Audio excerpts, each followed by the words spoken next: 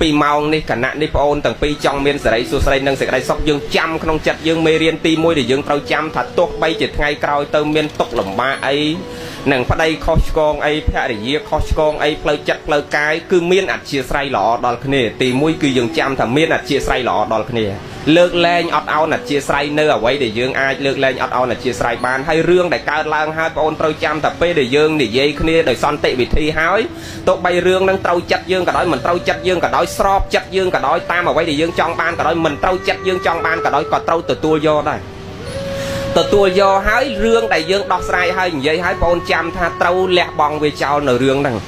ថ្ងៃក្រោយកុំរំលើករឿងហ្នឹងយកមកនិយាយទៀតមេរៀនទី2ទី1ត្រូវមានអធ្យាស្រ័យល្អដល់គ្នាត្រូវគិតពិចារណាថាគ្រប់គ្រួសារទាំងអស់មិនមែនតែគ្រួសារយើងទេបងអូនត្រូវចាំក្នុងចិត្តថាថ្ងៃមុខទៅមិនមែនតែគ្រួសារយើងទេដែលមានបញ្ហាអញ្ចឹង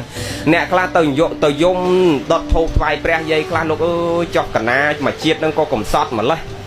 បានកូនកូនមិនប្រកបដោយធម៌បានប្តីក៏មិនប្រកបដោយធម៌អាតានឹងវេទនាណាស់កាន់តែចាស់កាន់តែចើកចិត្តកាន់តែចើកមិនដែលនៅផ្ទះចុះកណាក៏ជីវិតជាតិនឹងក៏វេទនាជាងគេម៉េះអាត្មាថាមិនមែនវេទនាតែញោមទេគ្រាន់តែគេមិននិយាយជីវិតគេគ្រួសារយើងគឺមានទុក្ខលំបាកដូចគ្នាផ្សេងគ្នាទាំងអស់ចឹងយើងត្រូវទទួលយកការពិតនៃជីវិតនេះដូចអាត្មាធ្លាប់តែសេក្នុងសភៅធម៌អប់រំចិត្តអាសភៅខៀវនេះសភៅខៀវអាត្មាមកយកមកជីវិតយើងដូចសម្លមកជូរគ្រឿងមួយឆ្នាំងចឹងដែលហៅថាសម្លមកជូរគ្រឿងមួយឆ្នាំងវាមិនមែនដាក់ទឹកឲ្យមកជូរទៅវាចេញមកជូរគ្រឿងណាគាត់តបផ្សំដោយគ្រឿងបុកមានល្មៀតមានជាគ្រុលលក្រីមានម្ដេងមានស្លឹកក្រូចសើចមានអីបុកចូលគ្នាទៅបានវាទៅជាគ្រឿងបុកហើយមិនមែនតែគ្រឿងបុកនឹងផ្សំចេញជាមកជូរគ្រឿងទេវាតមានទឹកមានអំពិលមានសាច់មានបន្លែផ្សំចូលគ្នាទាំងអស់បានយើងសន្មត់ទៅជាមកជូរគ្រឿងមួយឆ្នាំងដែលហៅថាជីវិតដូចគ្នាមិនកើតមកសើចរហូតអាហ្នឹងគេមិនមែនហៅជីវិតទេឬក៏កើតមកយំរហូតក៏គេមិនឲ្យហៅថាជីវិតដែរគឺវាផ្សំគ្នាគ្រប់រសជាតិទាំងអស់អញ្ចឹងយើងទទួលស្គាល់ថាជីវិតវាអញ្ចឹង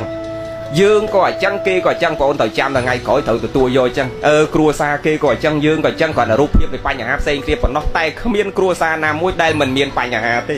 ម្ដាយឪពុកយើងចិញ្ចឹមយើងបង្កើតយើងមកដល់ចំណាស់នេះមិនមែនម៉ែឲ្យយើងនៅជាមួយគ្នាដល់ប៉ុណ្ណឹងមិនដឹងចានអស់ប្រហែលរាវហើយទេ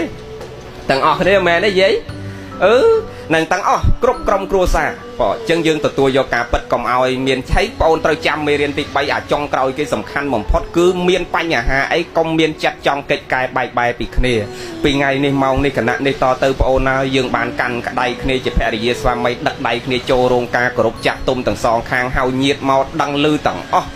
ទាំងចិត្តទាំងឆ្ងាយអាត្មាសង្វេគគ្រួសារខ្លះកណ្ណការឲ្យម៉ែឲ្យសងចំណងដៃគេមិនតាន់រួចផងនេះបែកនេះបាទកុំអញ្ចឹងយើងដាក់ចិត្តមួយថាចាប់ពីថ្ងៃនឹងម៉ោងនឹងតទៅទោះមានបញ្ហាអីក៏ដោយត្រូវដាក់ដៃគ្នាឲ្យចាស់រហូតផុតដូចម្ដាយឪពុករបស់យើងហ្នឹងដូចម្ដាយឪពុករបស់យើងណាដូចម្ដាយឪពុករបស់យើងណត្រូវតាំងចិត្តថាមានសេចក្តីសន្តោសលើកលែងអធ្យាស្រ័យល្អដល់គ្នានឹងគ្នាហើយគ្មានស្អីដែលចងចិត្តយើងក្រៅអំពីភាពស្មោះត្រង់ទេបងអូនមនុស្សយើងនៅជាមួយគ្នាពីក្មេងដល់ចាស់គឺភាពស្មោះត្រង់រវាងគ្នានឹងគ្នានឹងឯងមុខក៏ដោយពីក្រោយខ្នងក៏ដោយជាពិសេសកូនប្រុស